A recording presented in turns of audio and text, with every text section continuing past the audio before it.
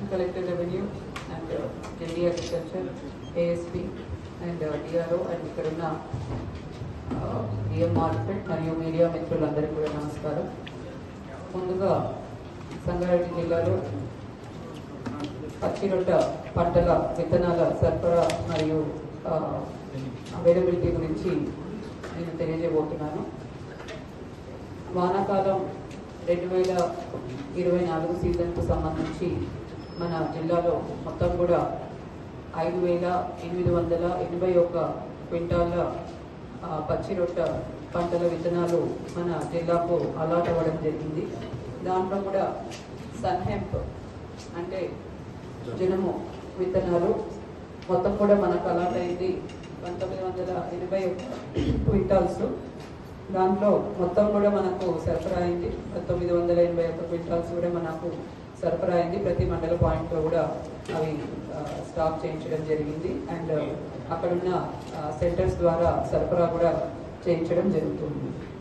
అలాగే జీలుగ విత్తనాలు కూడా మన జిల్లాకు మొత్తం కూడా 3,900 క్వింటాల్స్ అలాట్ అవ్వడం జరిగింది. దాంట్లో 2,217 క్వింటాల్స్ మండల పాయింట్స్లో స్టాక్ చేయడం జరిగింది.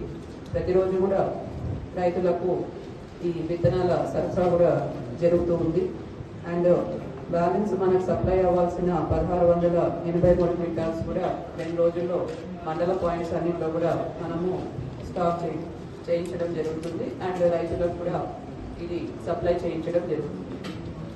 పోయిన ఏడాది మనం 5,000 క్వింటాల్స్ వరకు కూడా అలాట్ చేయడం జరిగింది. ఈసారి ఇంకా 881 క్వింటాల్స్ అధికంగా కూడా మనము మన జిల్లాకు అలాట్ అవ్వడం జరిగింది.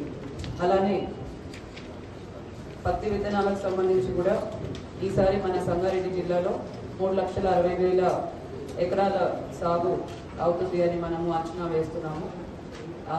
దీనికి సరిపోను 7,20,000 ప్యాకెట్ పత్తి విత్తనాలు అవసరం ఉంటుంది.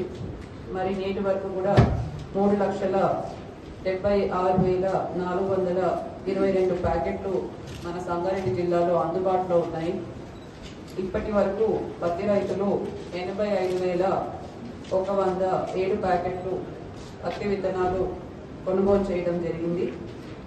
ఇంకా మిగతా 3 లక్షల ప్యాకెట్లు కూడా ఇంకో 3-4 రోజుల్లో కూడా అవైలబుల్ మన జిల్లాలో ఉన్న 450 సీడ్ డీలర్ల ద్వారా మనము రైతులకు అందుబాటులోకి తెస్తాము.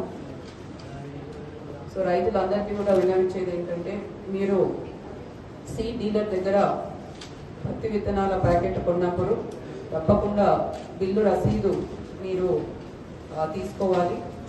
దాంట్లో ఈ డీటెయిల్స్ అన్నీ కూడా మీరు తెలుసుకోవాలి.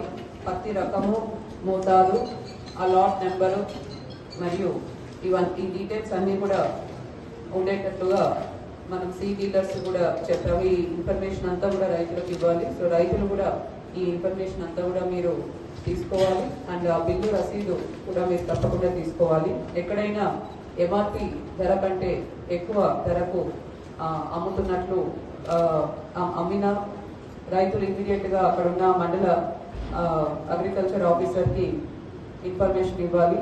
అటువంటి సీ డీలర్స్ మీద కఠిన చర్యలు తీసుకోవడం జరుగుతుంది. అలానే వ్యవసాయ శాఖ డిపార్ట్మెంట్లో మనము ఇంటర్నల్ స్క్వాడ్స్ కూడా ఏర్పాటు చేశాము. ఈ స్క్వాడ్ టీమ్స్ సర్ప్రైజ్ ఇన్స్పెక్షన్స్ కూడా కండక్ట్ చేస్తున్నారు. సీ డీలర్స్ షాప్స్ ఏవైతే ఉన్నాయో అక్కడ బిల్లు రసీదులు ఇస్తున్నారా లేదా, ఎంఆర్పి ధరకే పత్తి విత్తనాలు అండ్ ఇతర విత్తనాలు కూడా ఇస్తున్నారా లేదా అన్నవి కూడా మనము ఇన్స్పెక్షన్స్ చేస్తున్నాము. ఎక్కడైనా కూడా అధిక ధరకు అమ్ముతుంటే మాత్రం ఇమీడియట్గా మండల వ్యవసాయ శాఖ అధికారి దృష్టికి తీసుకురావాలి. వారి మీద తప్పకుండా చర్యలు ఉంటాయి. మొత్తం మనం ఇప్పటికీ 1,20,704 క్వింటాల్స్ కొనుగోలు చేయడం జరిగింది. మొత్తం మన జిల్లాలో 211 సెంటర్స్ ఏర్పాటు చేయడం జరిగింది. దాంట్లో ఇప్పటికీ ప్యాడీ కొనుగోలు అంతా కూడా కంప్లీట్ చేసుకొని 158 సెంటర్స్ క్లోజ్ కూడా చేయడం జరిగింది. ఇంకా 50 సెంటర్స్ పై చిలుకు మాత్రమే ఇంకా ప్యాడీ మాయిశ్చర్ రావాల్సిన ప్యాడీ ఉంది. సో అది కూడా మనము వచ్చే 3-4 రోజుల్లో మొత్తం కూడా కొనుగోలు చేయడం జరుగుతుంది. మొత్తం కూడా ఫార్మర్స్కి 227 కోట్ల అమౌంట్స్ కూడా ఫార్మర్స్ ఖాతాలో జమ చేయడం జరిగింది. బిల్ పేమెంట్స్ కూడా మా ప్యాడీ కొనుగోలు చేసిన వెంటనే ఇమీడియట్గా కూడా ఫార్మర్స్ ఖాతాలో అమౌంట్ అనేది జమ అవుతుంది. కాబట్టి ఎటువంటి ఇబ్బంది లేకుండా కూడా ప్యాడీ కొనుగోలు చేసే విధంగా సివిల్ సప్లైస్ అధికారులు, వ్యవసాయ శాఖ అధికారులు, అలానే DRDO, DCO and all department అధికారులతో రెగ్యులర్గా ఇన్స్పెక్షన్ చేస్తూ ప్యాడీ కొనుగోలు కూడా ఎటువంటి ప్రాబ్లం లేకుండా చేసే విధంగా మనం చూస్తున్నాం. Thank you.